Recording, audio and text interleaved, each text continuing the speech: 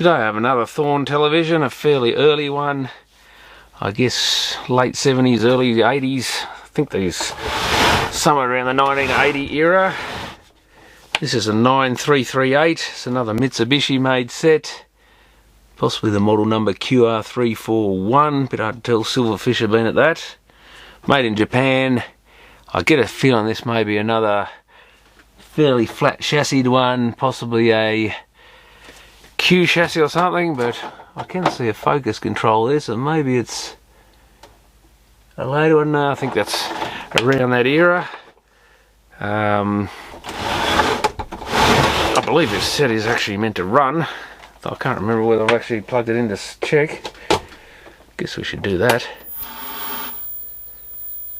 Sounds like everything's going. I can hear the EHT crackling.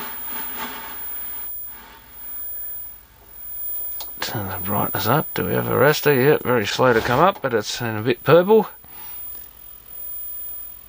But that might go as it warms up. Oh, it's looking a bit better on it. Maybe it's just that channel's just dark for some reason. On U, which it doesn't have a UHF tuner in it. So we might have a bit of another tuner that needs a clean by the look of it. Definitely, I'd say.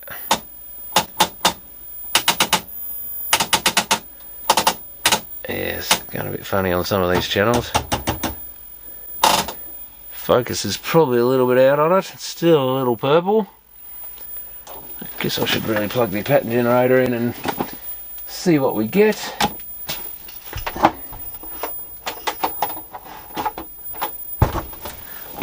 Okay, 1, 2, 3, 4, is it?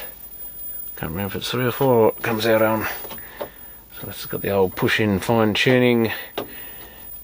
Where you just push the knob in, the little inner knob, and turn it. Doesn't seem to be doing much that way. I think they do click a little bit usually when they're at the end of the range. Not a big fan of these things. Sometimes I just use one thumbnail to sort of push it in. The other to turn. That really doesn't look like it's going to come up, but it might yet. There we go, something's showing signs of happening.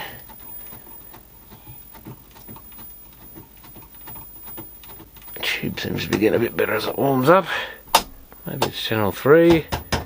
Maybe the tuner needs a clean. Normally I'd expect a bit more signal than that to be shown. I'm sure it's not 0 and 1, is it? Maybe it is. I can't actually remember what this pattern generator comes out on.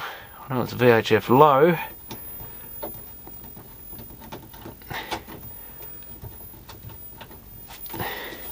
Interesting pattern it's generating on at the moment. That almost like a bunch of characters on there or something. Looks like the letter B or figure 8 repeated over and over. So this is not looking too great on the tuning. I don't think I had to switch anything on the back, did I? No, it's only 75 ohm VHF.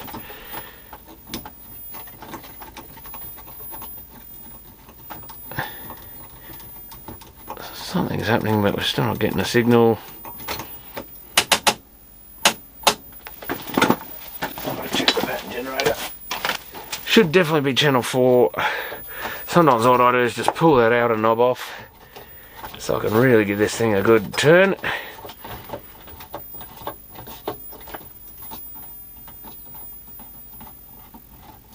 Now, I think that's clicking like it's at the end. And just push it in and turn it. Not looking good for actually getting a signal. Guess I should have a listen if there's any. Oh, yeah, there's the 1 kilohertz.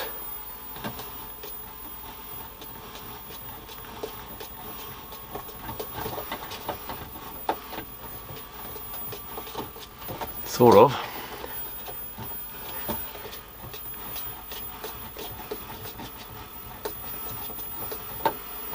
I don't think that's really doing much.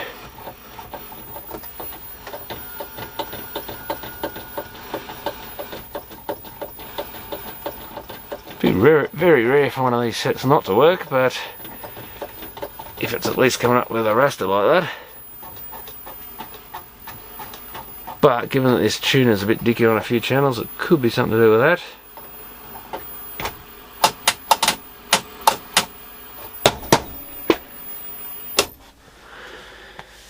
So I was going to give it a bit of a service anyway, it's probably full of dust. Still got the two telescopic antennas on it, don't seem to be broken. Sometimes they look alright and you pull on them and of course the bit just pulls out. So a couple of screws with the mains cord. I don't think the plug fits through these, so you've got to leave the back cover attached, which was a bit of a silly idea, but you can just drop it on the floor and still plenty of mains cord there. I think the socket is screwed to the back, so you can either unplug it from the tuners or unscrew it from the back of the back cover. So 3 screws here and I think another 2. I do get a feeling some of these had other screws. Or is it just where the transformer mounts? I think all these other holes are just stuff. I think that some of these actually had a power transformer screwed on the back on the inside, I think too, which makes it difficult, because then you got more than just the tuner, more than just the antenna socket or the power cord to deal with. But it'd be interesting to see. I've not seen inside one of these for a long time. Some of these AWA Thorns, they actually changed the cabinets on them but had the same chassis in them, so they sort of modernised the cabinet but still have the same inner workings. And I think I've got another version of these somewhere in a white cabinet. Feels like there's something hanging on there. Oh yeah, we do have a power transformer on the back panel. It's actually up here of all places.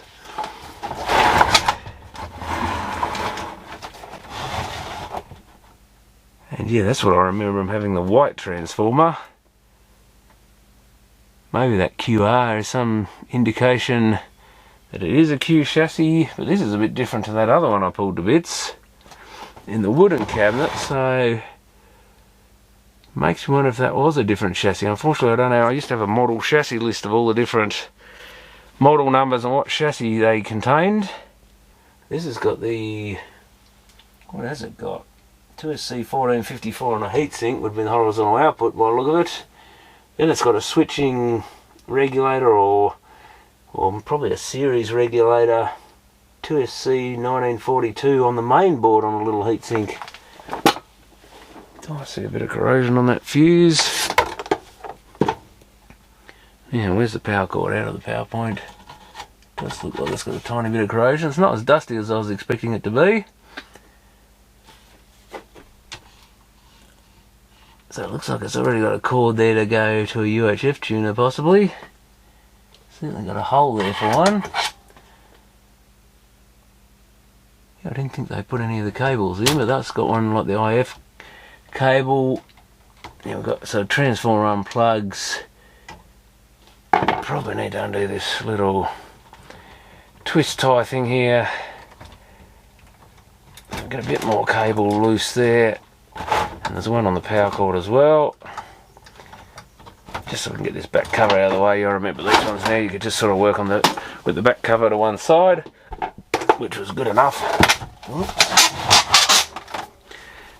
Bit squeaky plastic feet there. It's a very similar chassis. Maybe the 14-inch version was a bit different to the other ones. A couple of vertical output transistors. What have we got? A 370 ELB 22 picture tube. Mitsubishi Electric Co-op Japan. Looks like it might have had a date code, but something's eaten that off, or it was never put there. See if we can get this off there. Yeah, not too bad. I'll give that a quick dust out, I think. I think this chassis should just slide out. Yeah, it does have a bit of cables pulling here, so you probably need to undo a few twist ties if you really want to move it far. Yeah, so this one doesn't have the controls, no potentiometers on the board.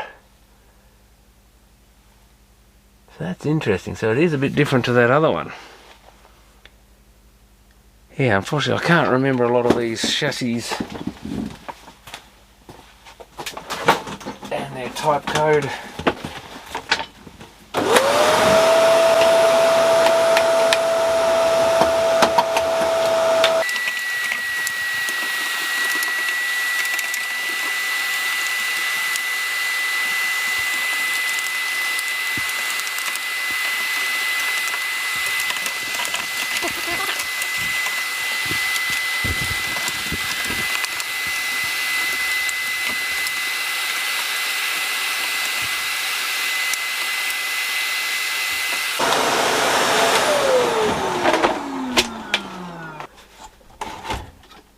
There's actually a little bit of brown glue down on the board.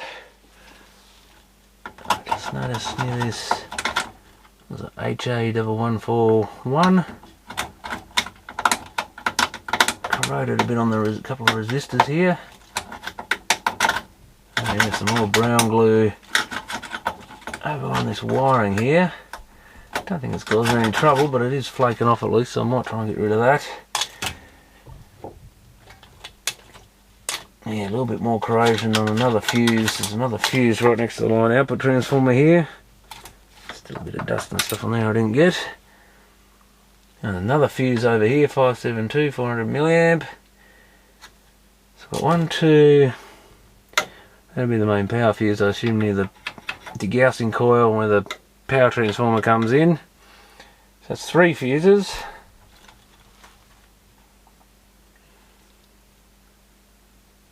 So that's our IF in coming over here for the tuner. So I do wonder whether the tuner's working in this thing. Possibly an audio output stage there, a couple of flat pack transistors. So a little bit of greeny looking corrosion on the RCA socket for the tuner IF. That's our colour board. So that's a separate plug-in board.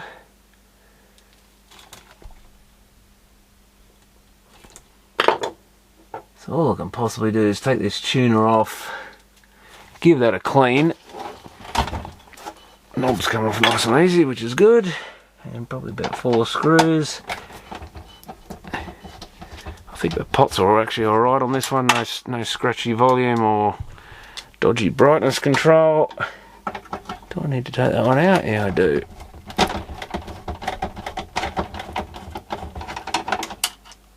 Try not to lose that down behind everything.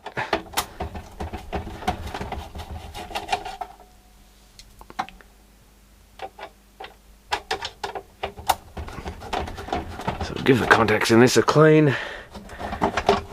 Probably pull it out with the screw, yeah. So again, should just be a matter of pushing on these little bits in the middle. Another Matsushita tuner, so something you expect to find in a national television of this era. And is that how? That's our contacts in there. Main contacts that go to all the different channels, and I should have my knob handy so we can flip that over.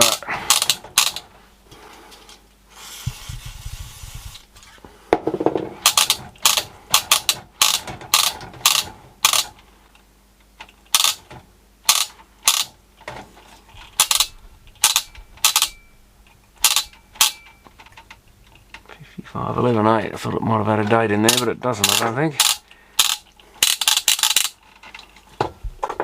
That's probably enough to give that a clean.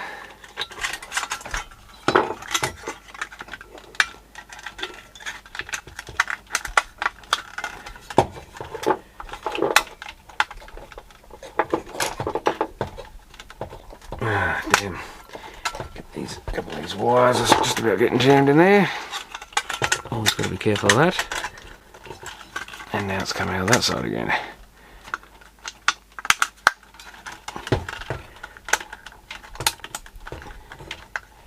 Come on. Has it gone under yet? Oh, maybe not. Well, it looked like it had gone under the thing, but it obviously hadn't sprung properly.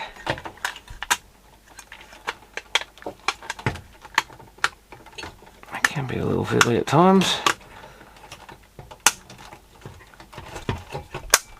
Yeah, once that pops in, it should. So maybe I had to put the other side on first just to make it stay. That's got it. Yeah, so we've got another hole here for the V8 for a UHF tuner. Hole in the bracket there, and just be a matter of wiring a couple of things across. I am surprised they bothered to put a cable in there, because that was a bit of a waste of time. I don't think I've ever... Well, I don't know if you'd know if one of these had been modified or not. They must have come with a little... You poke the little aluminium piece off the front and put a new bit over there, I guess, but whether anyone paid to get a kit to convert one of these to UHF tuner, I don't think I've actually seen this chassis with the UHF tuner. I think they're all got the original VHF only in them. Or all the ones I've seen anyway.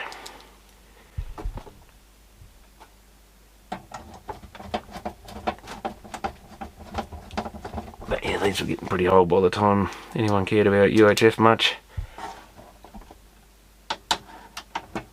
So I guess no one bothered.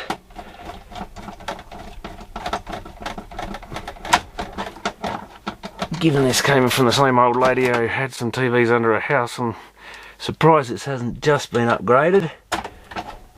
Though it's possible just from sitting around too long, something's playing up in the VHF tuner or something. Hopefully it's just the contacts, but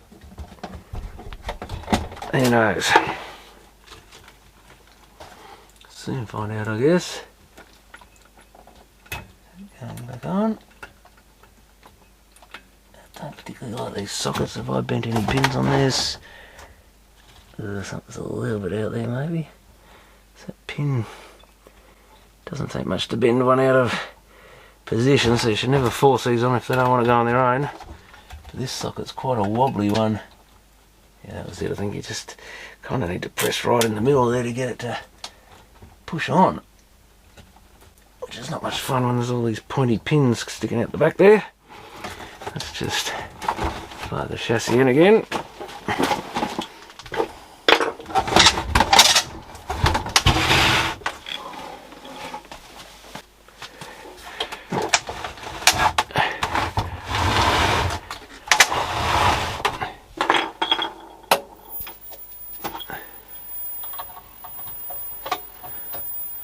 Who knows what channel we're on now?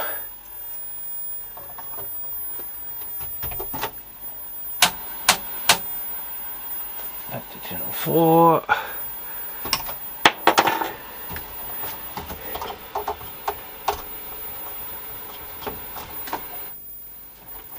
Still not looking too good.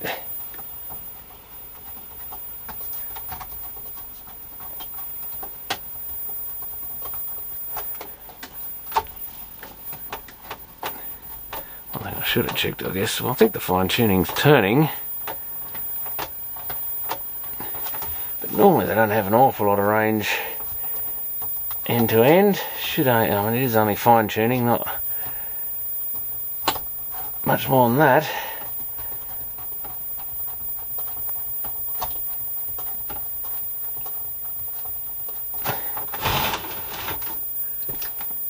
Well, I've got a door open on the end here, which I didn't have before.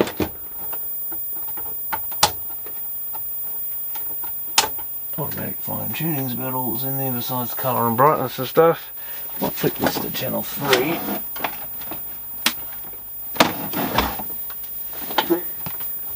Actually seems better on here on channel 3, on channel 4.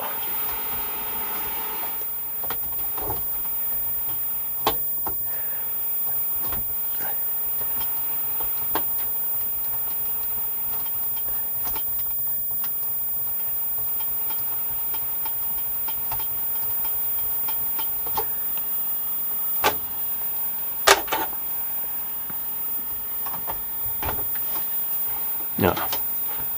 Channel 3.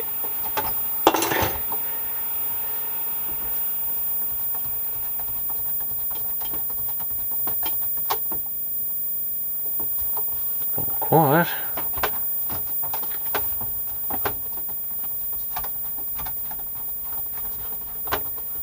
It can't be that far out, I don't think.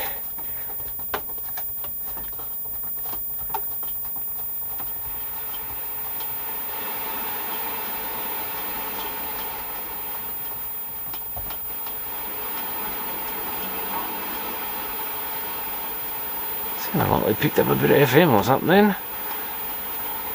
That's just a weird sound it made, but no, I think the tuner's got an issue in this one.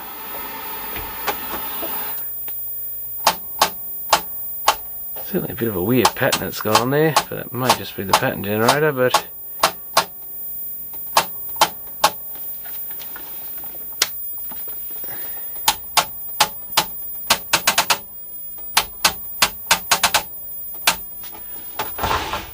careful not to do anything to the tube while we've got the back hanging off. So sharpness, brightness, there must be contrast.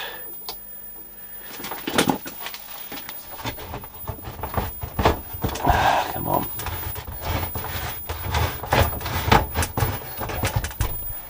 Got a big focus control on the back there. That was pretty much as good as it gets.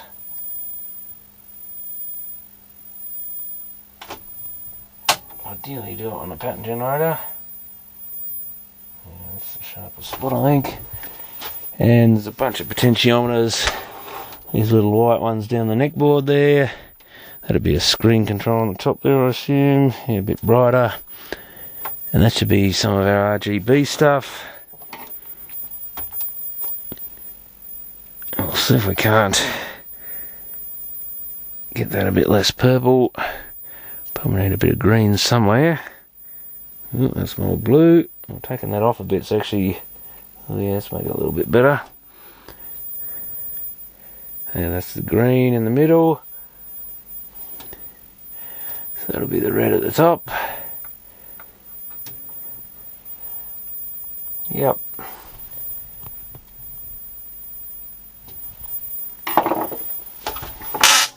Oops.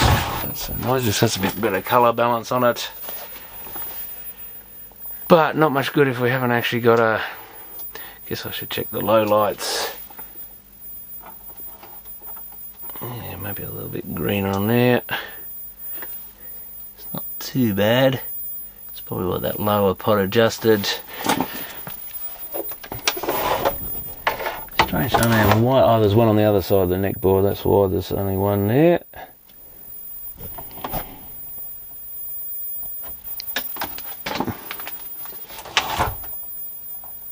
Careful not to touch anything while I'm doing this. That's the red by the look of it. Probably about as good as it's going to get, I think. I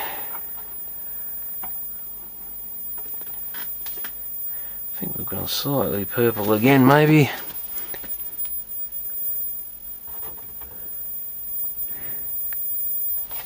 Yeah, a little bit more green in the highlights. Somewhere around there.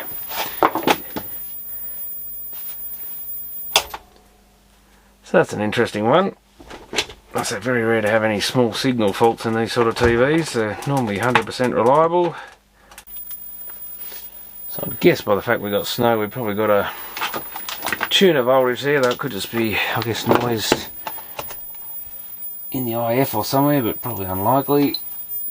I'll just check we got B plus to the tuner. Other than that, there's not a lot I can do. Probably the easiest thing will be to get another one of these TVs and just hook the IF out of its tuner across to this TV and see if that works. I might as well check the AGC, I guess. 2 volts, probably about right. Some sort of pin there with an electron, that might be it. Yeah, nearly 12 volts, so that's probably our B plus.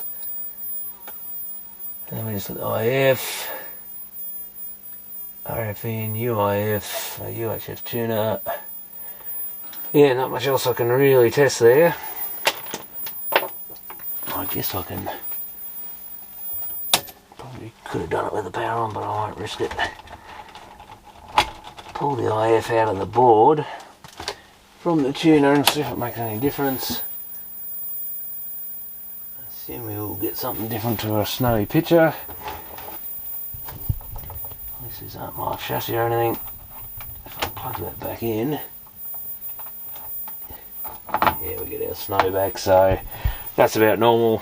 I think if there's no IF signal, you're not going to get much, whereas the snow is all the mixer noise coming out of the tuner itself, or maybe rubbish it's picking up. So it's quite likely this tuner is not working. What have we got here? Oh, that might be a switch for a UHF tuner or something, if it were connected. So yeah, pretty rare to see a dead RF stage on a tuner, but I think that's what we might have. They did fail occasionally. So like I said, I think I'll just get another tuner. And this doesn't have, it does have an RCA connector on the board. It's actually soldered to the tuner, the RF, or the IF I should say. It's actually soldered on there. Sometimes they just have a socket with a lead with a RCA each end like they've done for the UHF, but this one doesn't.